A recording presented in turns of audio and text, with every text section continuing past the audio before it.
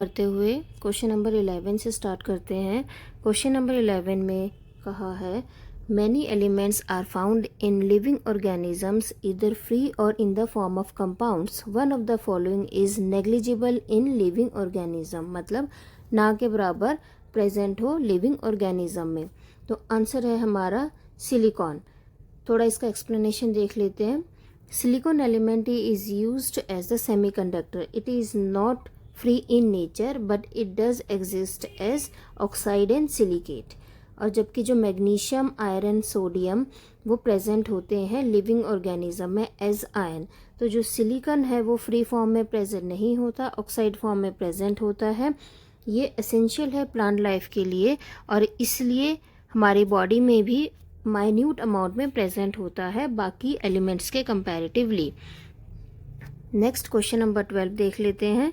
Question number 12 पूछ रहा है on the basis of nutritionally wild type organism which does not require any additional growth supplement is known as holotype, auxotroph, prototroph, phenotype.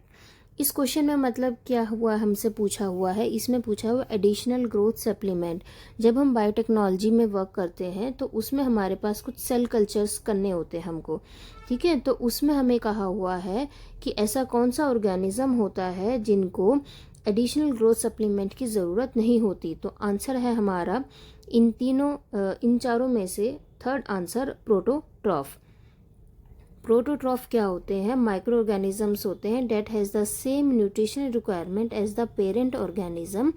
इसलिए phototrophs वो organism होते हैं जो use करते हैं लाइट को as their source of energy to produce ATP and carry out cellular processes, hence they do not require any kind of additional growth supplements. Next question number 13, ends के बारे में पूछा हुआ है कि वो सुक्रोज को कैसे लोकेट करते हैं।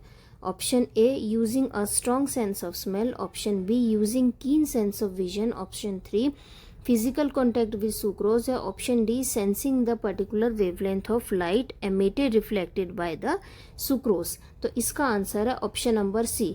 एंड्स क्या करता है? सुक्रोज के साथ कॉन्टैक्ट करता है और उसका छोटा सा एक एलिमेंट अपने साथ लेके जाता है जो रास्ते में एज अ ट्रेल वर्क करता है, क्योंकि हम उसमें सुक्रोज में जो केमिकल कॉम्पोजिशन है वो थोड़ा थोड़ा अमाउंट में उसको सिक्रेट करते हुए जाता है। तो एक तरीके से ट्रेल बन जाता है, पाथ बन जाता है, जिसको दूसरे जो एंड्स होते हैं उनकी फैमिली के उनको वो ट्रेस करके उस सुक्रोज की लोकेशन को आइडेंटिफाई कर सकते हैं।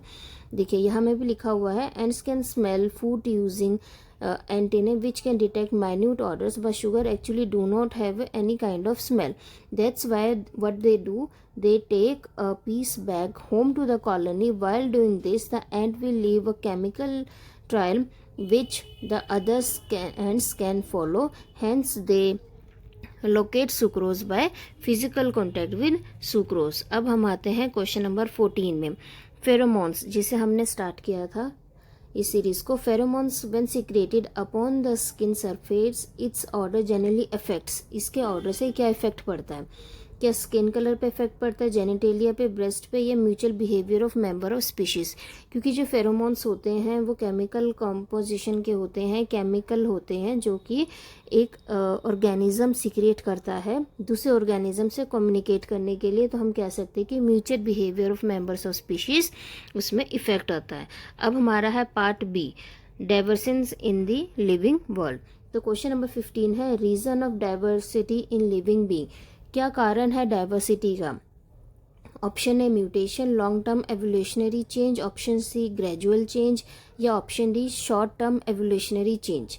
तो आंसर है इसका लॉन्ग टर्म एवोल्यूशनरी चेंज। जैसे जैसे चेंजेस आए हैं इतने सालों में एवोल्यूशन हुआ है, उसी वजह से डाइवर्सिटी देखी जाती है। क्वेश्चन नंबर 16 है the first organism to appear on earth were photoautotrophs, chemoautotrophs, chemoheterotrophs, या कोएसेवेट्स।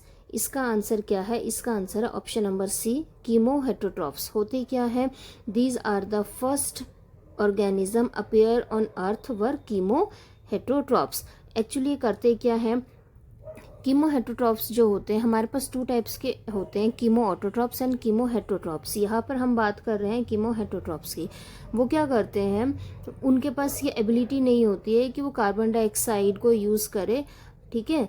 तो इसलिए वो क्या करते हैं, डायरेक्टली वो इनऑर्गेनिक की बजाय डायरेक्टली वो ऑर्गेनिक कंपाउंड्स को कंज्यूम करते हैं और वहाँ से वो सोर्स को लेते हैं, और वो जो उनके अंदर डेफिशिएंसी थी कि कार्बन डाइऑक्साइड को वो यूज़ नहीं कर सकते as a source of energy, तो ऑर्गेनिक मॉलिक्यूल्स को कंज्यूम करके वो कार्बन की एनर्जी भी ले सकते हैं।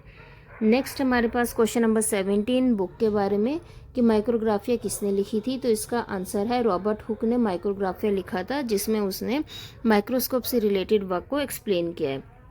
नेक्स्ट है कि हमारे पास जो फिलोसॉफिक जूलॉजी, तो वो बुक किसने लिखी थी। तो इसका आंसर होगा 4 ऑप्शन है, लेमार्क है, डेवेरिस है, मेंडल है, स्पेंसर है। तो इसका आंसर होगा हमारा लेमार्क। जो ये जूलॉजी वाला वर्क है, फिलोसफी जूलॉजी, वो लेमार्क ने लिखा था। इसके बाद क्वेश्चन नंबर 19 देखते हैं। क्वेश्चन नंबर 19 हमको, हाँ ये हमारा क्वेश्चन नंबर 19 है।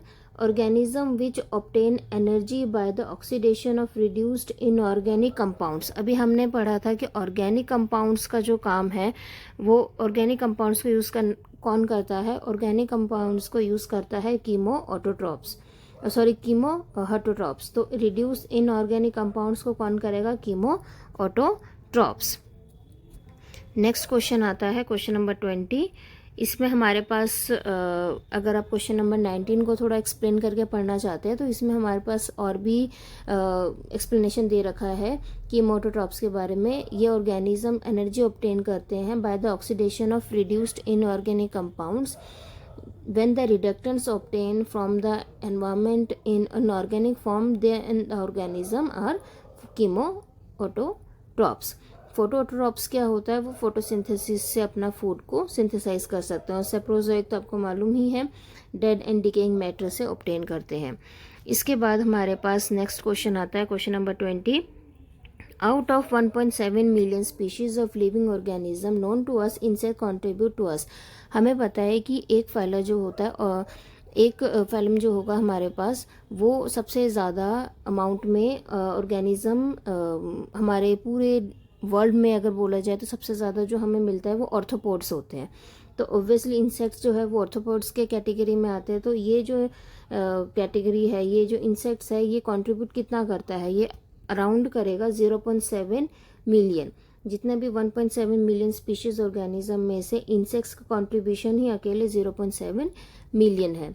इसको हम अच्छे से एक्सप्लेन कर सकते हैं, जैसे यहाँ में गिवन है ऑलरेडी डेटा कि प्रेजेंट डेटा के अकॉर्डिंगली ये देखा गया है कि 1.7 मिलियन लिविंग ऑर्गेनिजम्स में से 1.2 मिलियन जो है वो एनिमल्स है, 0.5 मिलियन जो प्लांट्स है, और जो इंसेक्ट्स है वो 0.7 मिलियन है। एनिमल्स के कंपैरेटिवली अगर हम देखा जाए तो यहाँ में एनिमल्स का 1.2 है और ये प्लांट्स का 0.5 है और इंसेक्ट्स का 0.7 मिलियन स्पीशीज़ है।